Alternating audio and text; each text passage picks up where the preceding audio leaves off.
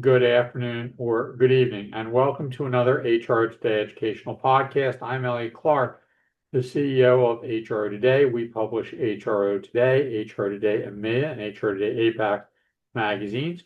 We're the producers of the HRO Today forums and educational events held around the world, and the managers of the HRO Today Association. Today we're going to talk about some of the changes going on in the RPO, MSP, and workforce services space. Back in the old days of staffing and recruiting, when I started and we used stone tablets for resumes, one of the hallmarks of convincing a client you could service their needs was the presence of a local brick and mortar office somewhere located near them. That suggested you understood them, you understood the local labor market. But the world moved on. And technology changed the face of everything. Today, clients want a trusted service provider who can solve problems, both of all kinds and in all locations. To be that trusted service provider is no longer about being everywhere, but being able to provide support anywhere.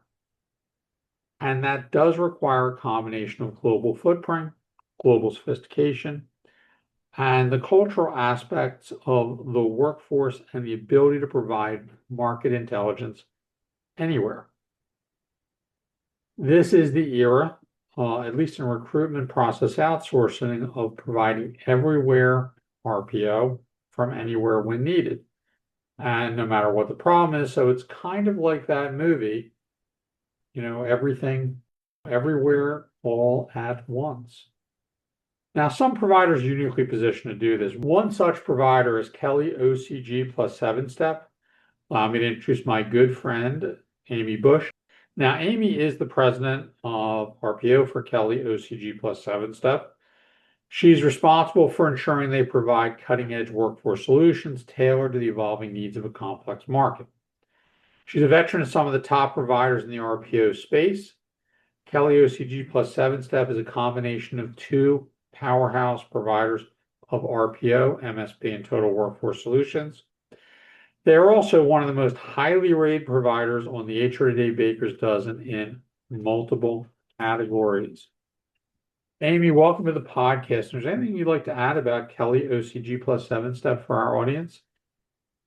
I think first of all, thank you for having me. And I'm delighted to be here, as always, to talk about talent acquisition, near and dear to my heart. But also, I think one of the most important things to know about Kelly, and part of what we're going to talk about today, is KellyOCG, Kelly, whatever part of our organization you interact with, we are intertwined. We are one organization that is eliminating those silos and working together to make it easier for our customers. And I think that's part of what is going to weave into our discussion today. And I wanted to highlight that right up front. All right. Well, that's a great point. Now, KellyOCG Sevenstep, or Kelly, if you will, is one of the largest organizations in the world. And until they find RPO on other planets, I'm going to go with galactically. Okay. But today, a global Love company, it. Yeah, you want to be the galactic leaders in RPO, right? Today, a global company can have a workforce operating remotely from a multitude of countries. And RPO providers can arguably recruit workers, if that client agrees, from anywhere. Now, how does this challenge to operate in a ubiquitous fashion change how the clients now should view and qualify RPO partners? It's a great question, because when you brought it forward, you can hire your talent anywhere. And it really allows you to go after the talent that has the best skills and really the best DNA match for you as an organization. But when you're working on such a large scale across the world like that, you have to be careful that talent has the systems and the processes that connect them. The connectivity matters. And I think, as you know, most of our clients, they've done their due diligence, they've gone through, they're looking at their RPO or MSP partners, and they're going down this checklist and they're thinking, gosh, you know, there's a lot of similarities. They all have these things. How do you know the differences? And it really comes down to that connectivity and some of the questions that I would recommend digging into to get underneath and really seeing in practice, validating with your own eyes, is that unified technology. So are there resources from India to Malaysia to Argentina to Denver, Colorado, all operating on the same integrated delivery system from, I would even go so far, Elliot, to say their learning management system. Are they all on the same learning management system? Do they all have the same system to deliver the work? Can they hand off work from each other? And are they talking about work in the same way? Is every recruiter trained fundamentally the same with their regional or country-specific nuances added on top? This is pivotal in a global landscape because our clients' work and their teams and their business is intertwined globally. That means our team needs to be that way too. And that also comes down to communication. Communication, how do the teams talk globally? What systems do they have? It even goes so specifically, and this will be near and dear to some of our TA partners that are listening to this, around requisition notes. Do they have an ability to have requisition notes that are shared globally that you can quickly get to very detailed information? Are there fail-safe systems that are built into these technology systems so there's no single point of failure that allows the processes to be set up right? And then, is it structured for collaboration? Because if it's not connected, it's very hard to have all of that coordination add up to a core strength to pick or select an RPO provider if you have single focus elements working separately. You're already balancing so many parts in talent acquisition. You have finance and legal and risk and the business outcomes that you're trying to drive. Imagine if you were disparate in the way you were operating as an RPO. And frankly, right now, we need to be as agile as possible. I mean, practicing your backbends, right? Being as agile and as nimble as you can.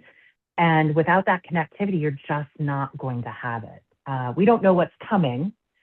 And to be ready for it everywhere, as you're talking about, I think my recommendation would be really getting under it and experiencing how those systems work, prevent failure, and provide agility. Well, and the clients used to, it'd be sort of like if there was a need for a series of hiring in Brussels, it had to be your local Belgium office that did the recruiting, whether that office had volume availability or not. It seems like clients just don't care anymore.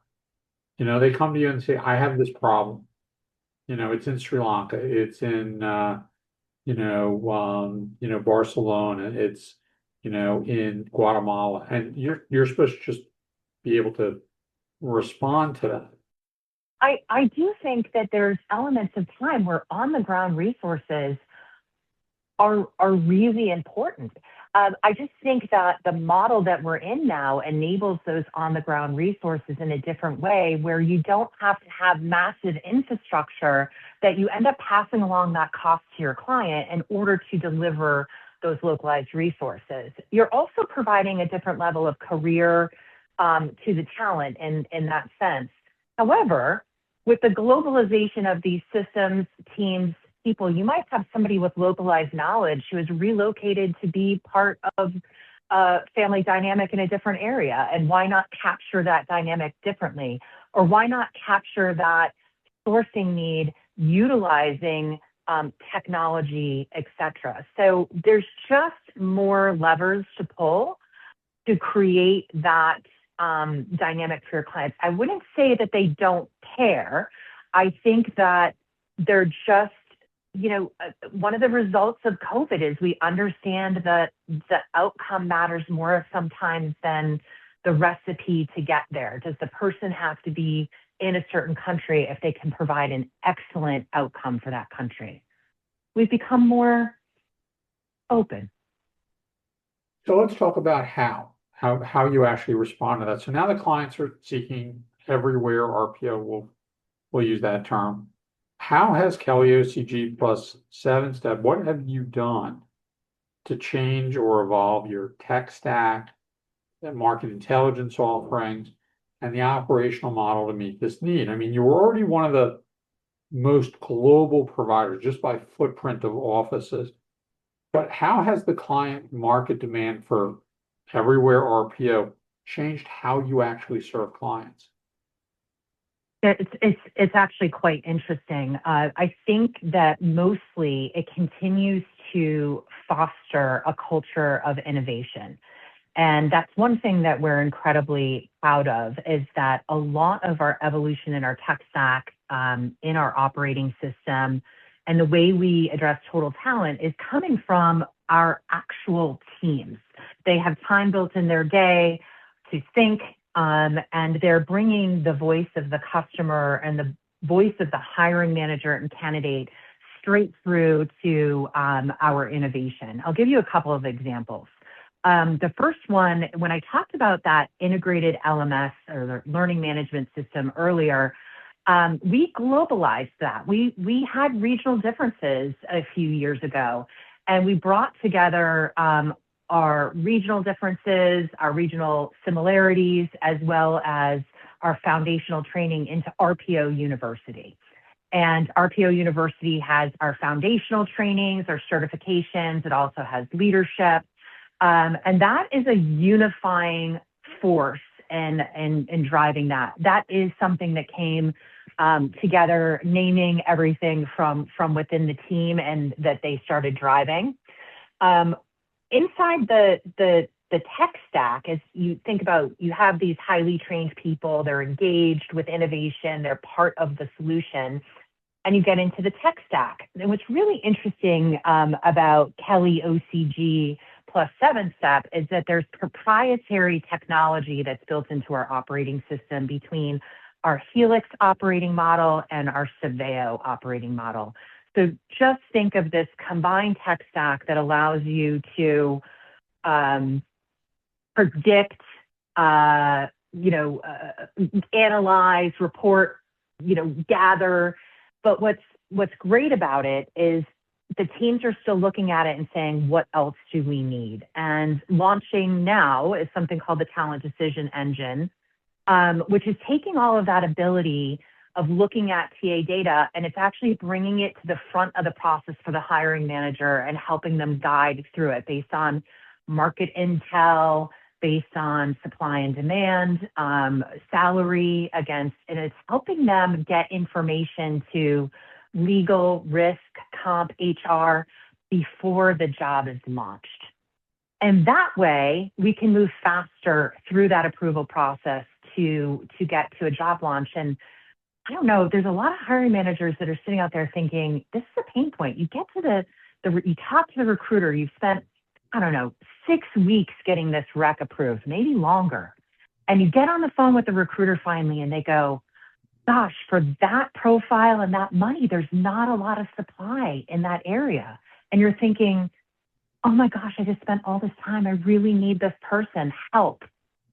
We're solving for that. We're giving that hiring manager all of that information up front in a very self-serve, easy, using AI type way, where all of that real-time information is available to them to make smarter decisions and share before the rec is approved. So that's a huge one that I think is a little bit game-changing, especially with the ease of use, and that you can, it's voice-enabled, so you don't have to sit there and type through it all. And that is ultimately what total talent is, right? Is coming at from the front and saying, this is what I need in this moment, and having that guiding force come through it. So I think it's just really important to note, though, where all those ideas come from.